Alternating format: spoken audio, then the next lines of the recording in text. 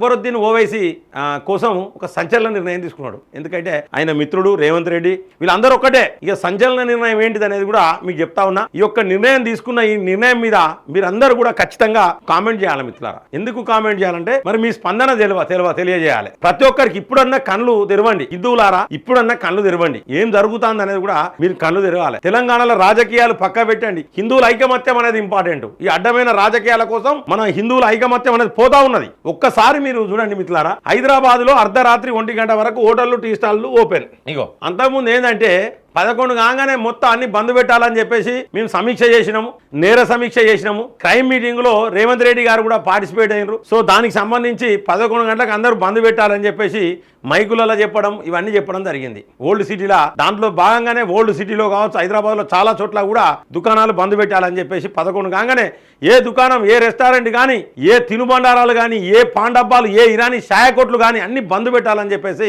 మొన్ననే ఒక నెల క్రితము పోలీసోళ్ళు మొత్తం గస్తీ చేసిర్రు. పోలీసోళ్ళు ఆ మైకులలో చెప్పడం జరిగింది. చెప్పిన తర్వాత మొన్న ఏమైందంటే లోక్సభలో అక్బరుద్దీన్ ఓవైసీ చెప్పిండు. అక్బరుద్దీన్ ఓవైసీ ఏం చెప్పిండు, మేము 11 గంటలకు బంద్ పెడితే మా వ్యాపారాలు ఏం కావాలి, ఇబ్బంది అవుతుంది, ప్రజల మనుగడ కష్టమవుతుంది అని చెప్పేసి అక్బరుద్దీన్ ఓవైసీ లోక్సభలో చెప్పిండు. లోక్సభలో చెప్పంగానే ప్రేమ ముంచుకొచ్చింది. ఇక ఓట్ల కోసం ప్రేమ ముంచుకొచ్చింది. అక్బరుద్దీన్ ఓవైసీని రేపు పొద్దుగాల కాంగ్రెస్లో తీసుకురావాలి. అక్బరుద్దీన్ ఓవైసీ రేపు పొద్దుగాల మున్సిపల్ కార్పొరేషన్ల అవిశ్వాస తీర్మానం ప్రవేశపెడితే మద్దతు ఇవ్వాలి. అంటే అక్బరుద్దీన్ ఓవైసీ చెప్పింది చెయ్యాలి. కాబట్టి ఏం చేసిందంటే రేవంత్ రెడ్డి ఈ యొక్క మన అసెంబ్లీలో, మన శాసనసభలో, నేను లోక్సభ అంటాను మిత్రులారా, వెరీ సారీ, శాసనసభలో మన అసెంబ్లీలో చెప్పిండు అక్బరుద్దీన్ ఓవైసీ. సో చెప్పంగానే రేవంత్ రెడ్డి ఏం చేసిందంటే ఓ నిర్ణయం తీసుకున్నాడు. ఆ నిర్ణయాన్ని అసెంబ్లీలో, నిన్న తెలంగాణ అసెంబ్లీలో ఆ నిర్ణయాన్ని ప్రకటించిండు. హైదరాబాద్ లో అర్ధరాత్రి 1 గంట వరకు హోటళ్లు, టీ స్టాల్స్ ఓపెన్. కథం. ఇక హోటళ్ళు నీకు ఏ బిర్యానీ పాయింట్ అంటే ఆ బిర్యానీ పాయింట్ ఓపెన్ అయి ఉంటుంది. ఏ ఛాయ కొట్టు, ఇరానీ ఛాయ కొట్టు అంటే ఓపెన్ చేసి ఉంటుంది. ఇక లైసెన్స్ అర్ధరాత్రి 1 గంట వరకు. అంటే అర్ధరాత్రి అసలు 1 గంట అంటే ఏంటిది మిత్రులారా? 1 గంట అంటే ఏంటిది? శివుని ఎత్తురు ఉన్నోళ్ళు అయితే 1 గంట అంటే రేపు, అంటే 2 రోజులు నడుతుంది అన్నట్టు. వాడు పొద్దుగాల తీస్తాడు. ఇక పొద్దుగాల 3 గంటలకో 4 గంటలకో తీస్తాడు. 3 గంటలకు 4 గంటలకు తీసినోడు 1 గంట పని చేసినోడు మరి 3 గంటలకు తీస్తాడు, 2 గంటలా క్లోజ్. ఇది ఎక్కడ న్యాయం? దీనివల్ల క్రైమ్ రేట్ పెరగదా? ఒక్కసారి మీరు స్పందించండి. మరి ఎవరి కోసం ఈ నిర్ణయం రేవంత్ రెడ్డి తీసుకున్నాడు? ఏ వర్గం కోసం ఈ రేవంత్ రెడ్డి నిర్ణయం తీసుకున్నాడు? ఏ రాజకీయాల లబ్ధి కోసం ఈ రేవంత్ రెడ్డి ఈ నిర్ణయం తీసుకున్నాడు? మరి ఎవరి ఓట్లు ముఖ్యమని ఈ రేవంత్ రెడ్డి భావిస్తాడు? మరి మీరేం భావిస్తాను ప్రజలారా? ఒక్కసారి ఆలోచించండి. మీరేమనుకుంటున్నారో ఒక్కసారి కామెంట్ చేయండి. ఎంత దారుణం అంటే ఇది చాలా దరిద్రపు కొట్టు. ఇది 1 గంట దాకా ఎవరన్నా దుకాణాలు తీయమని చెప్పేసి పెట్టిన ఈ యొక్క మొగోడు తప్పితే ఎవరు లేరు. ఒక్కసారి ప్రతి ఒక్కరు ఆలోచించండి. పోలీసు వాళ్ళకి ఎంత ఇబ్బంది, రేపు పొద్దుగాల రేపులు అయితే ఎట్లా? ఇప్పటికే దరిద్రం ఈ గవర్నమెంట్ వచ్చిన కాంచాలి. చిన్న పిల్లలను రేపు చేయడము, వివాహితులను రేపు చేయడము, మర్డర్లు చేయడము, మధ్యాహ్నమే పొడవడం, ఇటువంటి సంఘటనలు చాలా జరిగినాయి ఈ గవర్నమెంట్ వచ్చినాక. మరి ఈయన తీసుకున్న ఈ నిర్ణయంతో నీ పరిస్థితి ఎట్లుంటుంది మిత్రులారా? మీరు ఒక్కసారి ఆలోచించండి. హైదరాబాద్ నగరంలో రాత్రి సమయంలో హోటల్స్ తెరిచి ఉంచే సమయంపై తెలంగాణ సీఎం రేవంత్ రెడ్డి శుక్రవారం కీలక ప్రకటన చేశారు. అర్ధరాత్రి 1 గంట వరకు హోటల్స్ ఓపెన్ చేసుకోవచ్చునని స్పష్టం చేశారు. మద్యం షాపులు మినహా హోటల్స్, టీ స్టాల్లు అర్ధరాత్రి.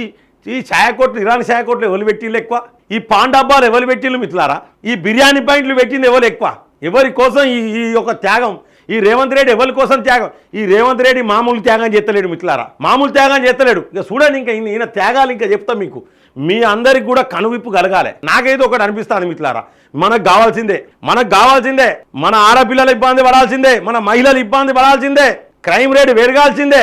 ఎందుకంటే అప్పుడన్నా బుద్ధి ఎత్తది కావచ్చు. మనకు బుద్ధి అనేది మనకు లేదు మిత్రులారా. అసలు మనకు బుద్ధి ఉంటేనే మర్చిపోండు, మనకు లేదు. నేను చెప్తున్నా కదా, ఓపెన్గా చెప్తున్నా. మద్యం షాపులు మినహా హోటల్స్, టీ స్టాల్లు అర్ధరాత్రి 1 గంట వరకు తెరిచి ఉండేలా ఆదేశాలు ఇస్తున్నట్లు సీఎం రేవంత్ రెడ్డి వెల్లడించారు. నేను ఒకటి చెప్తా ఉన్నా, మద్యం షాపులు మినహా అంటే నీకు బార్ అండ్ రెస్టారెంట్లు, వైన్ షాపులు మూసినాక మందు దొరుకుతా దొరకదా? హైదరాబాద్ లో మందు దొరుకుతా. నేను ఎన్ని గంటలకు తేవాలి చెప్పండి? మందు సీసా నేను ఎన్ని గంటలకు కొనుక్కరావాలి? దమ్ముంటే ఎక్సైజ్ డిపార్ట్మెంట్ కు ఛాలెంజ్ చేస్తా ఉన్నా, ఎన్ని గంటలకు మీకు మందు బాటిల్ తెచ్చి ఉంచాలి?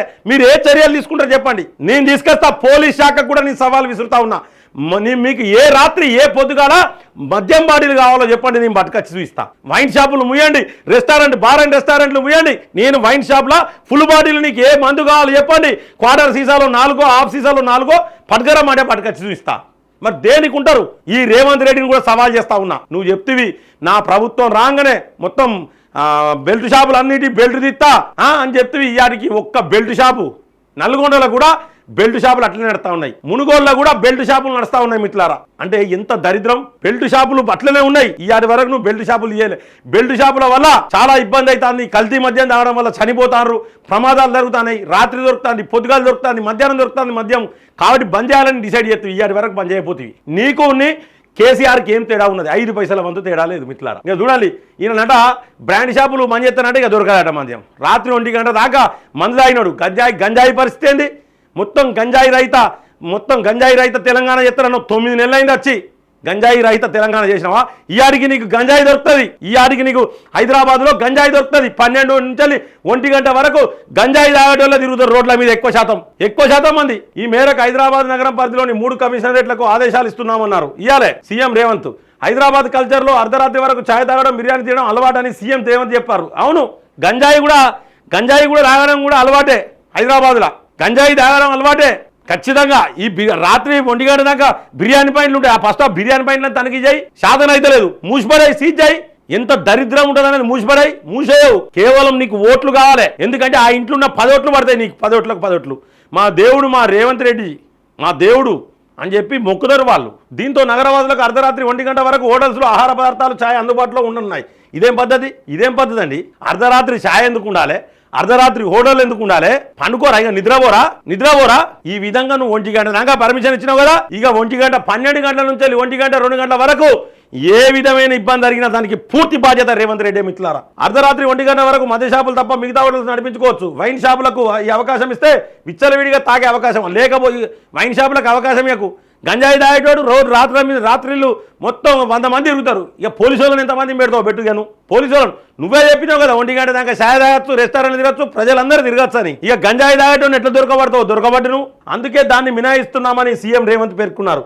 హైదరాబాద్ నగరంలో రాత్రి 11 గంటలకే రెస్టారెంట్లు, హోటళ్లను పోలీసులు మూసేస్తున్నారని, దీంతో తాము ఇబ్బందులు పడుతున్నామని పలువురు సీఎం రేవంత్ రెడ్డి దృష్టికి ఎంతమంది తీసుకువెళ్ళా? నీ దృష్టికి ఎంతమంది తీసుకుపోయారు? కేవలం అక్బరుద్దీన్ ఓవైసీ అండ్ టీము. గా హైదరాబాద్లోకి వెళ్ళి కొంతమంది మా రెస్టారెంట్లు నడవకపోతే ఇబ్బంది. ఎందుకంటే గా రెస్టారెంట్లే కదా ఈ అక్బరుద్దీన్ ఓవైసీని గెలిపించేది, ఈ టీముని గెలిపించేది. హైదరాబాద్లో ఉన్న గా రెస్టారెంట్లే మనం పోయి పస్స దంచుతాం కదా, మన పైసలు ఇచ్చేస్తాం కదా, మన ట్యాక్సీలు కడతాం కదా. కవ్వే గా పైసలతోనే గా అక్బరుద్దీన్ ఓవైసీని, అసదుద్దీన్ ఓవైసీని గెలిపిస్తారు అక్కడ. ఇకనన్నా మనం సిగ్గు తెచ్చుకోవాలి. మనకు సిగ్గు సీమనెత్తురు ఉంటే దీన్ని ఖండించాలి. నిజంగా నాకు సిగ్గు సీమనెత్తురు ఉన్నది, ఇజ్జతి మానం లజ్జ ఉన్నది, నేను ఖండిస్తానా? మరి మీరు ఖండిస్తారా? సిగ్గు సీమనెత్తురున్న వాళ్ళందరినీ కూడా నేను ప్రశ్నిస్తా ఉన్నా, మీరు ఖండిస్తారా? ఒక్కసారి ఆలోచించుకోండి మిత్రులారా. ఇది ఎంత దారుణం అంటే రాత్రి 1 గంట వరకు ఉండేట. తెల్లందాక హోటల్ నడపల్లి, తెల్లందాక ఇరానీ షాయ కోట్లు నడపల్లి, పాన్ డబ్బాలు నడపల్లి.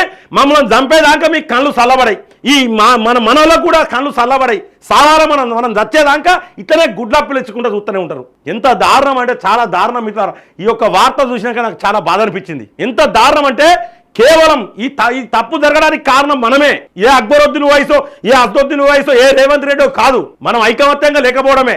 మోడీని తిడితే వారికి 1 కోటి వ్యూస్ పోతాయి. మోడీని తిడితే 1 కోటి వ్యూస్ పోతాయి. ఆ ధ్రువరాటిగానికి మోడీని మెచ్చుకుంటే 100 వ్యూస్ పోవు. ఏం పరిస్థితి అండి మనది? ఎంత దారుణం. ఎక్కడన్నారు? మనం భారతదేశంలోనే ఉన్నామా?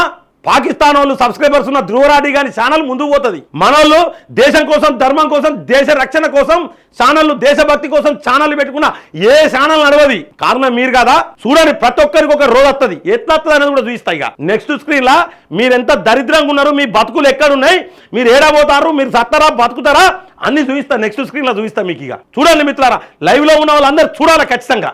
ఎంత దారుణం అంటే బ్లడ్ ఇట్లా బాయిల్డ్ అవుతుందండి, రోమాలు నిక్కుతాయి. ఎంత దారుణం చూడండి, ఒక్కసారి చూడండి. 1 గంట వరకు అక్బరుద్దీన్ ఓవైసీ చెప్పింది ప్రతిదీ మాటింటావులే. ఎవరి సొమ్ము? మీ అయ్య జాగిర్ అని చెప్పేసా?